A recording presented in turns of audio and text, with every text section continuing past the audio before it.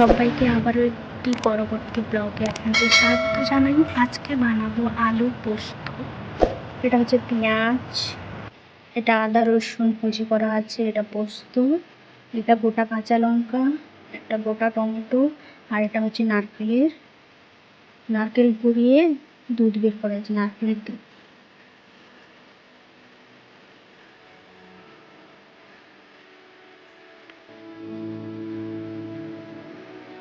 প্রথমে এগুলো হচ্ছে ভেজে নেব, পেঁয়াজ আর আদা রসুন ভেজে নিয়ে তারপরে এগুলো পেস্ট করে নেব। তো দেখাচ্ছি, পুরোটা আপনাদের দেখতে থাকুন। বেটে নেওয়ার আগে ভালো করে আলুটা আগে সিদ্ধ করে রাখা ছিল, ওইটা একটু মাখিয়ে নেব। তো তার জন্য প্রথমে অল্প লবণ, কিছুটা হলুদের গুঁড়ো আর কিছুটা লঙ্কার গুঁড়ো আর সর্ষের তেল একটু দিয়ে ভালো করে এটা মাখিয়ে রেখে দেবো রেস্টে কিছুক্ষণ। এটা ঠিক আমি পারি না, মানে করে হয়ে ওঠে না। পড়াশোনার কারণে আমাকে হচ্ছে বাইরে থাকতে হয়, তো তার জন্য রান্নাটা ঠিক পারি না আমি। তো এখন যেটা করছি পুরোটাই মায়ের থেকে শেখা। আর মায়ের মতো হয়তো পারি না, কিন্তু একটু চেষ্টা তো করতে পারি।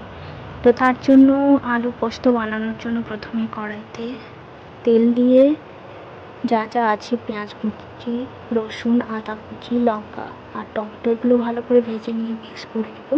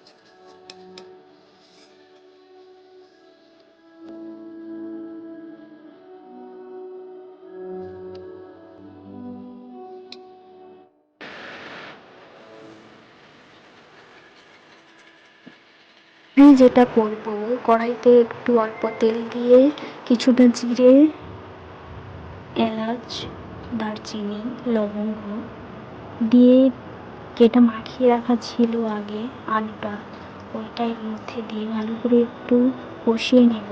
আর কিছুটা পেঁয়াজ বেশি হয়ে গেছিলো, তো তার জন্য আমি দিয়ে দিয়েছি এখানে।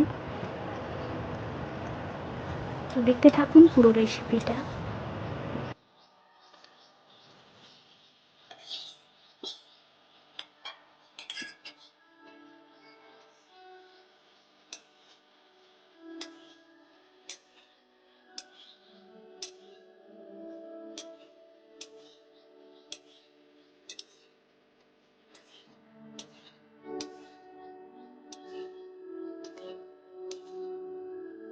এটা কষিয়ে নেওয়ার পর বেটে রাখা যে মশলাটা আছে এর মধ্যে দিয়ে দেবো। দেওয়ার পর আবার হালকা একটু কষিয়ে নেব।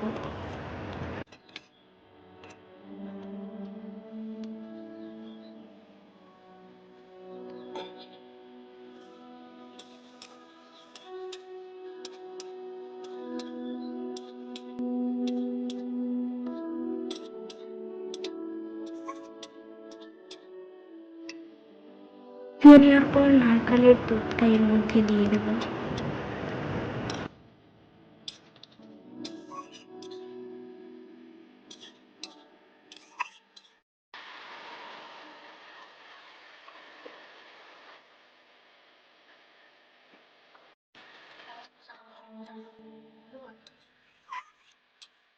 দেওয়ার পর হালকা ফোটা আসলে একটু পাকা হয়ে আসলে